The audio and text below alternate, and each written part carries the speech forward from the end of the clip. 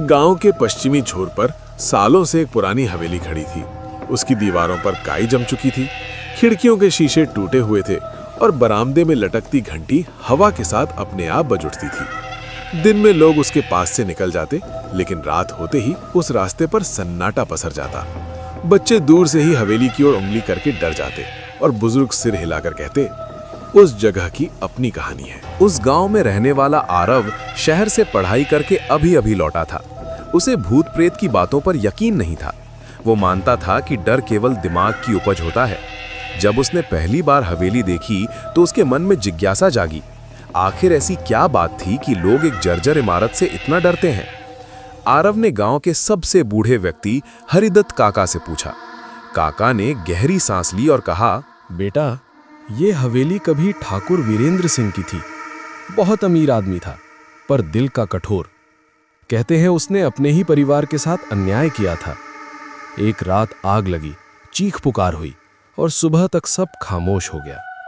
तब से काका रुक गए। उनकी आंखों में डर की परछाई थी।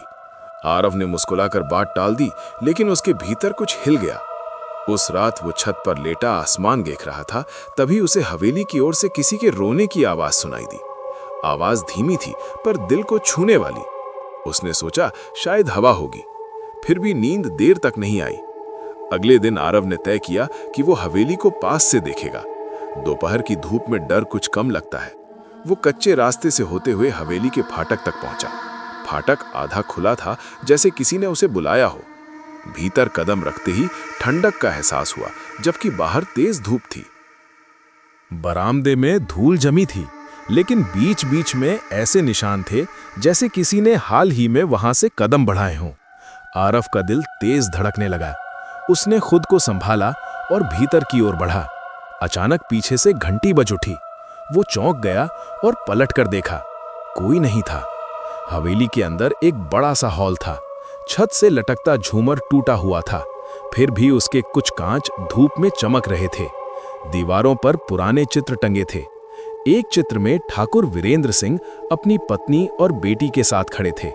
बेटी की आंखें अजीब तरह से जीवित लग रही थीं, जैसे वो आरव को देख रही हों। तभी हवा का एक झोंका आया और पर्दे हिलने लगे। पर्दों के पीछे से किसी के होने का एहसास हुआ।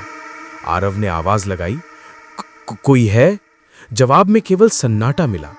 फिर धीरे धीरे एक स्त्री की फुसफुसाहट गूंजी। सच जानना चाहते हो? आरव के रोंगटे खड़े हो गए। आवाज में दर्द था, गुस्सा नहीं। उसने हिम्मत जुटाई और कहा, कौन हो तुम? पर्दे अपने आप हटे और सामने एक धुंधली आकृति उभरी। वो एक औरत थी, सफेद साड़ी में, चेहरे पर उदासी। उसकी आंखें आंसुओं से भरी थीं। मैं इस हवेली की कहानी हूं, वो बोली, जिसे कोई सुनना नहीं चाहता। आरव डर के बावजूद रुक गया। उसे लगा कि ये कोई साधारण भूत नहीं, बल्कि कोई अधूरी कहानी है। औरत ने उसे अपने साथ चलने का इशारा किया। वे एक सकरे गलियारे से होते हुए ऊपर की मंजिल पर पहुंचे। वहां एक कमरा था जिसमें जली हुई लकड़ियों की गंध अब भी बसी थी। औरत ने कहना शुरू किया, उस रात आग दुर्घटना नहीं थी। मेरे पति के लालच और क्रोध ने सब कुछ जला दिया। जब मैंने सच्चाई का विरोध किया तो मुझे और मेरी बेटी को इसी कमरे में बंद कर दिया गया। उसकी आवाज कांप रही थी। हम बच नहीं पाए। आरव की आंखें भर आईं। उसे समझ आने लगा कि डर की जगह यहां न्याय की मांग है। तो लोग तुम्हें भूत समझते हैं? उसने धीमे से कहा। औरत ने सिर हिलाया।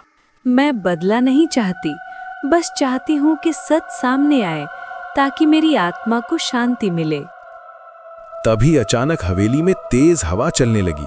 दरवाजे खड़खड़ाने लगे। दीवारों से कराहने जैसी आवाजें आने लगीं। आरव को लगा जैसे हवेली खुद बोल रही हो। औरत की आकृति और धुंधली होने लगी। समय कम है, उसने कहा। अगर तुमने मदद नहीं की तो मैं हमेशा यहीं फंसी रहूंगी। आरव ने वादा किया कि वो गांव वालों को सच्चाई बताएगा। जैसे ही उसने ये कहा, हवा थम गई। कमरे की ठंडक कम होने लगी। औरत मुस्कुराई, पहली बार। उसकी मुस्कान में दर्द के साथ उम्मीद भी थी। आरव बाहर निकला तो सूरज ढल रहा था।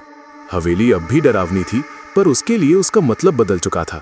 उस रात उसने गांव की पंचायत में सब कुछ बताया।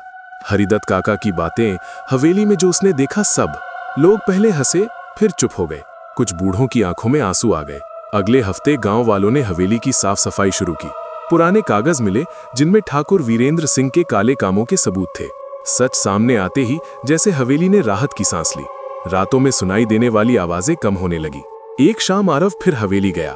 बरामदे की घंटी इस बार शांति से लटक रही थी। हवा में ठंडक नहीं बल्कि सुकून था। हॉल में उसे वही चित्र दिखा, पर इस बार बेटी की आंखें शांत थीं। पीछे से वही फुसफुसाहट आई, पर अब उसमें दर्द नहीं था। धन्यवाद, आरव ने पलट कर देखा।